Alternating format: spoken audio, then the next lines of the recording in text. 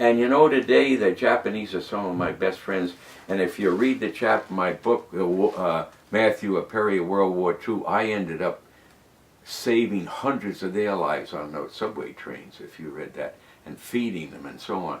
And that was a wonderful way to end the war. And you know, MacArthur did the same thing. MacArthur tried to help them, and he did. And the Japanese are now our best friends in the world. And we are best friends in Japan.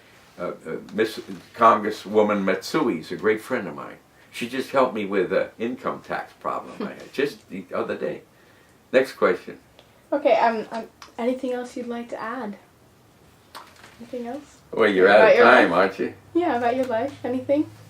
Well, the only thing I would like to add is I would like to see the Americans, when they talk about World War II, talk about the war that lasted the longest, and in many cases the most bitterest. You know, as cruel as Hitler was and the Germans, we lost in Germany only less than 20% of our prisoners died as prisoners. In Japan, over half of our prisoners were either worked to death or murdered after they surrendered. The Japanese were far more heartless and all.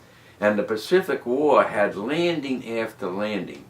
And you never hear about it. You know, a lot of people have even forgotten the names of people, like places like Tarawa and so on, that even where those battles were fought. In Europe they have these, and I'm for this, they have this wonderful cemetery in Normandy with thousands of crosses, which I've seen. And my brother was tank commander with Patton, but he lived. But they have these wonderful monuments. There are little islands all over the Pacific with no crosses. They're burnt out LSTs that went up on the beach and never got out alive. Burnt out little amphibious boats like Kelly was skipper of. And there are people that have no graves, no memories.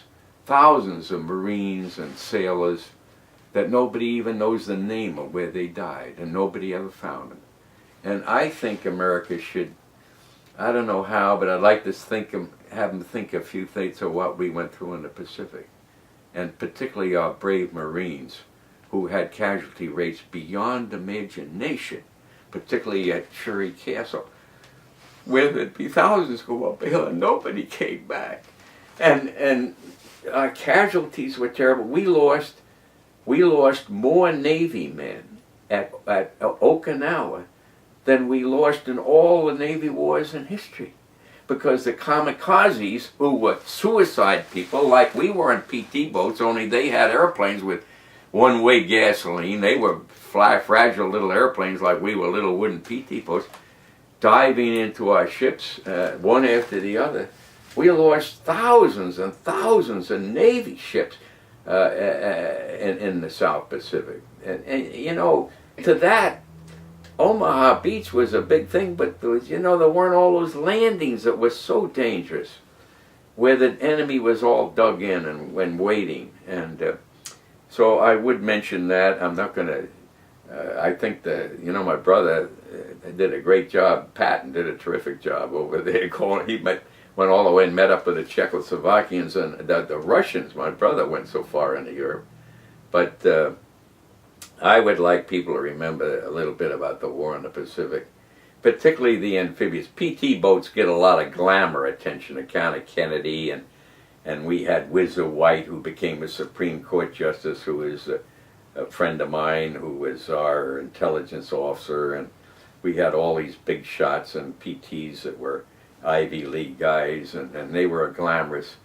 But particularly amphibious boats, nobody talks about them, and the death I saw in those boats, they were using us to bring wounded back from Okinawa, and they would just take those guys and dump them on our bow, and they'd say, "For God's sakes, help us. We have no medicine left, no nothing. Help us." And I had one doctor and one pharmacist mate, and our doctor would teach us, if they are shot in the arms or the legs, just give them a shot of morphine. They're going to live. Just put them out of pain for the week it takes us to get them back to sight. If they're bleeding at the mouth or the bowels, give them a shot of morphine, they're going to die. There's no way I can save them. I have one operating table. Give me the ones in the middle. And they trained our whole crew to do that because we had so many dump on up. And we would bring them aboard and we would try to get them to Saipan for help. And that's what Okinawa was like. And that's what, how many people do you hear even mention Saipan or Tarara or the little islands you don't even know out there? And so if you do anything in this library, think of the war in the Pacific. It was something else.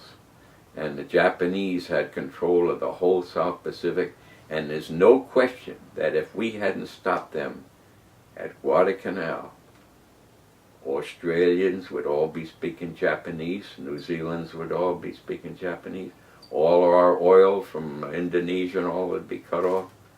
They would be owning everything. And